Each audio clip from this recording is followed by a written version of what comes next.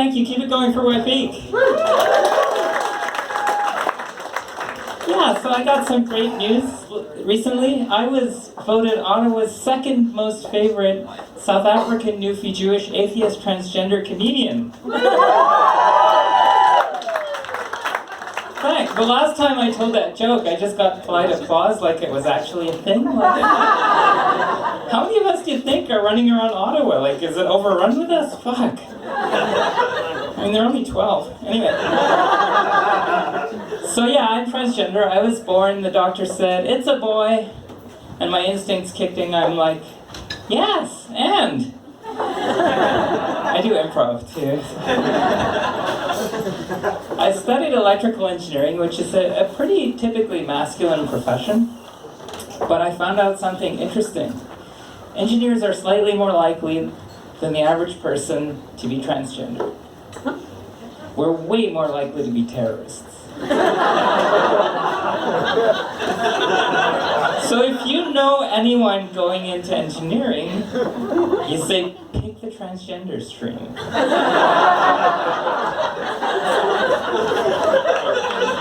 My degree's double E, my cup size is double A. There is actually one smaller than A. So what you see here is 20% big pharmaceutical, 75% structural engineering, and 5% strategically applied bronzer.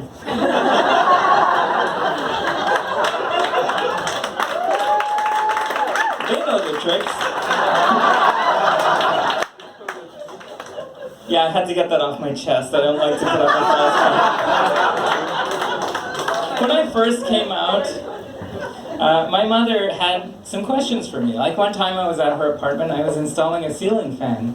And she's like, so tell me, when you're a girl, are you still going to be able to do stuff like this? So I'm like, yeah, of course, Mom. Lobotomy is optional.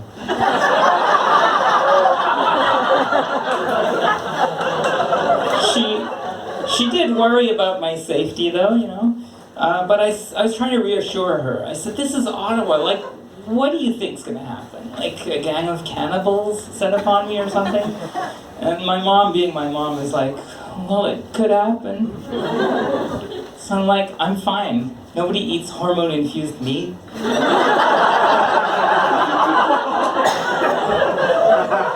Or trans fat.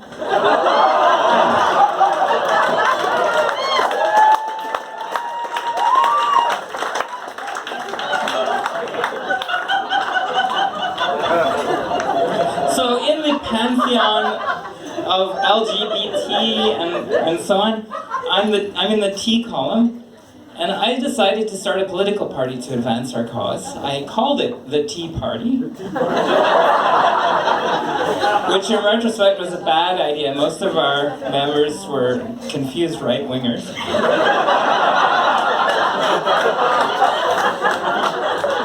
And a lot of the ones who weren't transitioned to the opposition. So.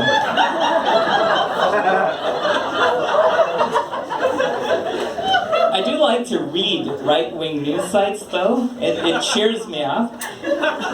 Because if you read mainstream media, it's like, oh shit, transgender people suffer discrimination, we suffer homelessness at higher rates, we suffer violence, poverty, suicide rates are through the roof. It's like really depressing. But you read Breitbart, it's like, oh man, we control the media. I mean, I knew that, I'm Jewish, so I knew I control the media. We control the schools. We control the medical establishment. I mean, that's power. That really cheers me up. Some right-wingers say that we are destroying civilization. Well, that's real power. Somebody should speak to Kim Jong-un and say, hey, Kim, you don't need nukes. Just go put on a dress. So one of the things that people probably wonder when they meet a transgender person is, well, you know, have they had the surgery, you know? It's the first thing that a lot of people think. A lot of trans people don't want surgery, a lot of them can't have surgery. And I think it's really shitty to invalidate someone just because they don't have the surgery. So yeah, I had the surgery. By the way, if you meet somebody, don't actually ask if they've had it, because it's really private, and asking is a dickish move. I apologize for that one. The surgery took place in Montreal. I had to go out 2 days ahead of time and stay in a bed and breakfast. The night before, I had to clean out my system with a couple of enemas, which was pretty crappy. The next day, I caught a cab to the clinic, and I knew I was at the right place because there was a big truck parked outside, and the sign on it said, 1-800-GOT-JUNK.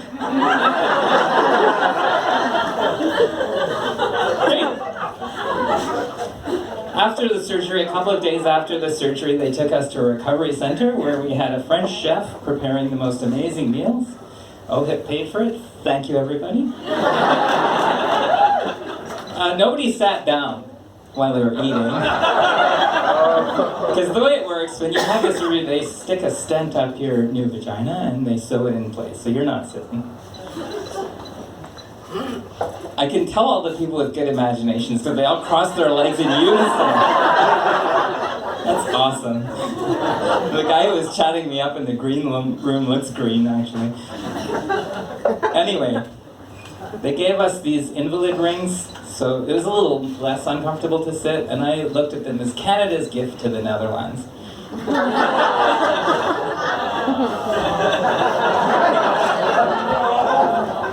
Once the stent comes out, you have to dilate, which in the beginning means you shove dildos up your vagina multiple times per day, which is not as much fun as it sounds. It's really boring in both senses of the word. If you're actually doing it, you'd groan a lot harder.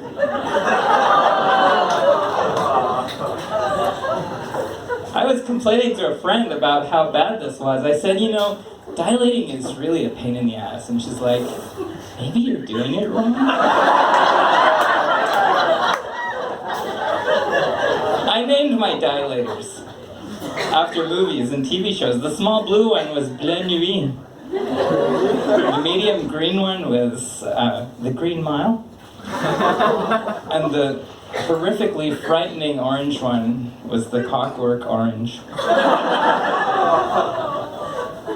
At 8 weeks, the recovery manual said you can explore the area of the clitoris. You can explore. So I was going to change my name to Dora, but too much. At 12 weeks, you can go for a spin with a partner. So like, the 8 weeks is like your G2 license, certain roads, not a... 12 weeks is the G-spot license. One time I was dilating and I was really tired and I grabbed my cell phone by mistake. And a call came in. It was on ring and vibrate, so it was actually pretty awesome. To this day I get weak when I hear Beethoven's Ninth, which is the aptly named Ode to Joy. Thank you very much, I'm Diane.